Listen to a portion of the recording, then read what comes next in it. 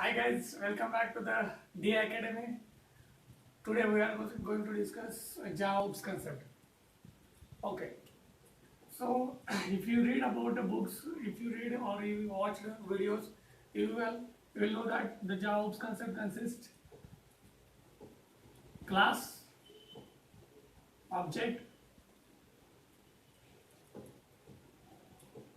polymorphism,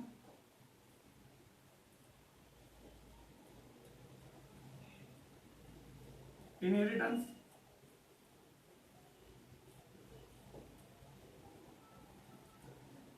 encapsulation.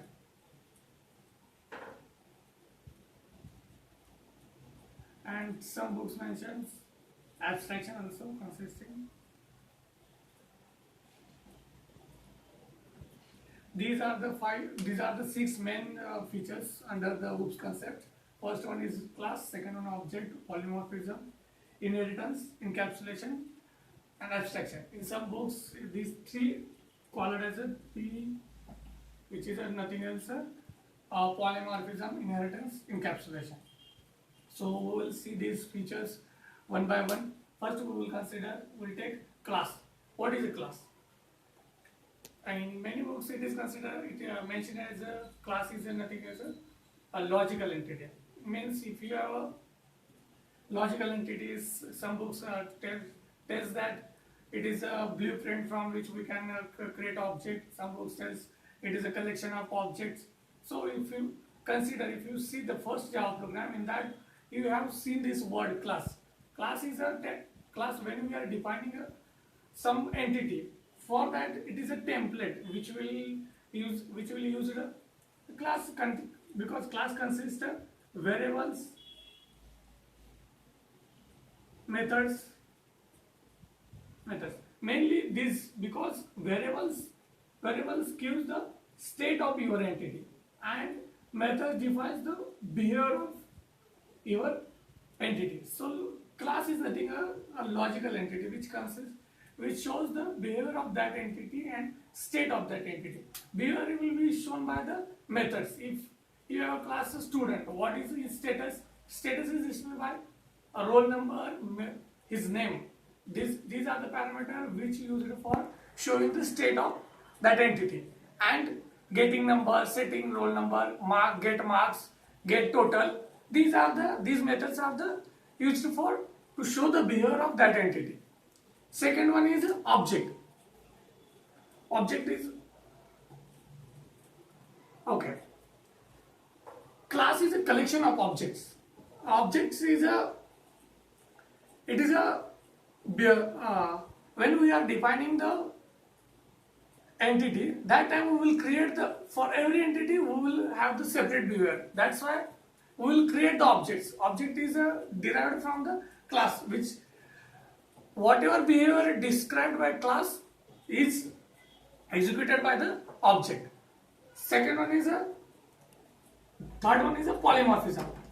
Polymorphism is a Greek word. In many authors told that it is a Greek word. In that poly means different, many. Poly means many, morphism means forms. So if you defining one task, we can define it in many forms. Like suppose if you want to do multiplication of the 10 numbers, you can create one method in which we can pass a array of integer which has a 10 element, or we can this will be the separate method. Second method, we can pass a two array of 5 elements. This is also addition of this number, but using different methods. So doing the same task using with the different method in many forms is called as a polymorphism. Polymorphism is achieved by two ways. One is static binding and second one is dynamic.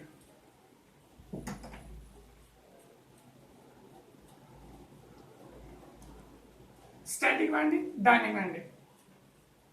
Static binding is when you are defining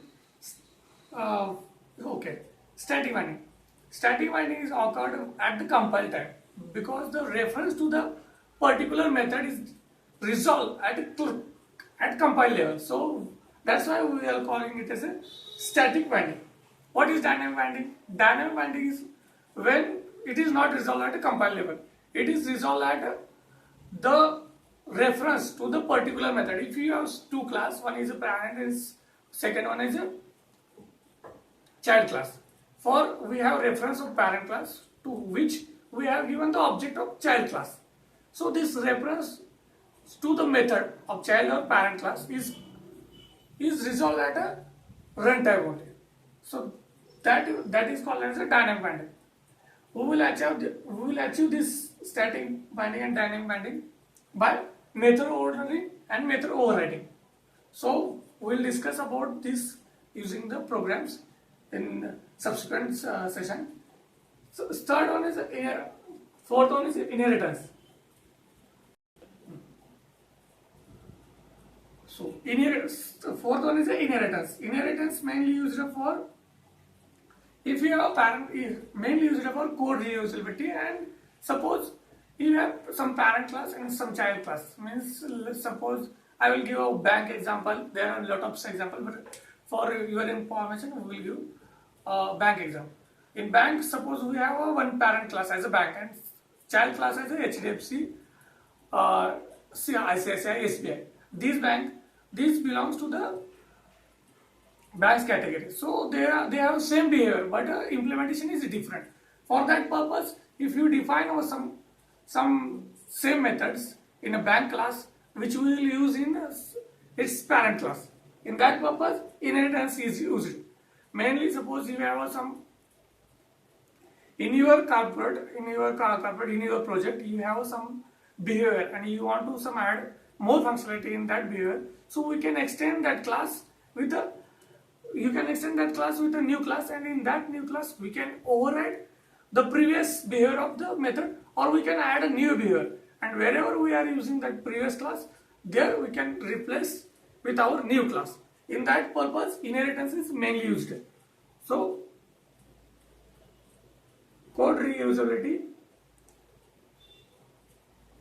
okay, and to increase readability, we use inheritance. Fifth one is encapsulation. Encapsulation means we are wrapping data and its behavior and the whatever methods, whatever functions we are manipulating on that data in a one single unit is called as encapsulation. Simple example of encapsulation is a class. In a class, suppose class you have a class A.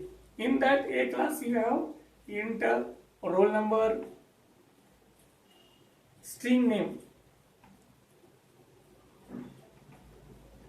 This is the data, and the manipulation on this data is encapsulated in a single unit. That's why it is called as an encapsulation. Method like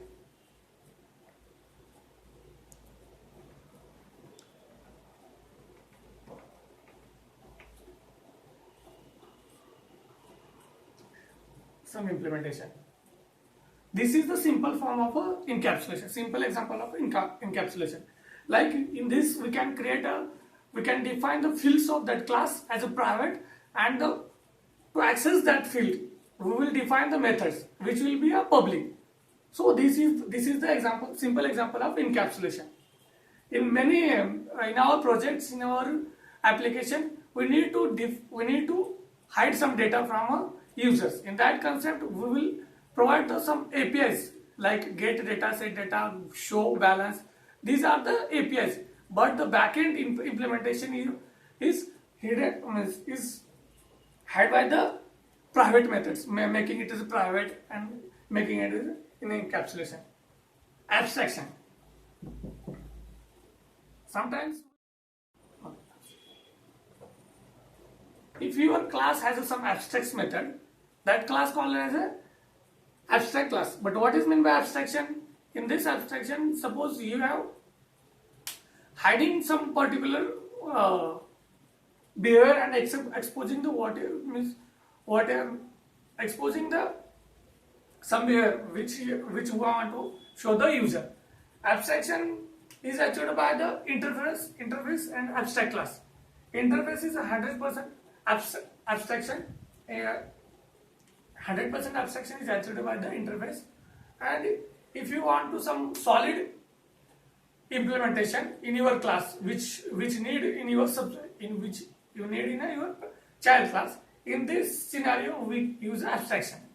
Like suppose you have one plan, as discussed already.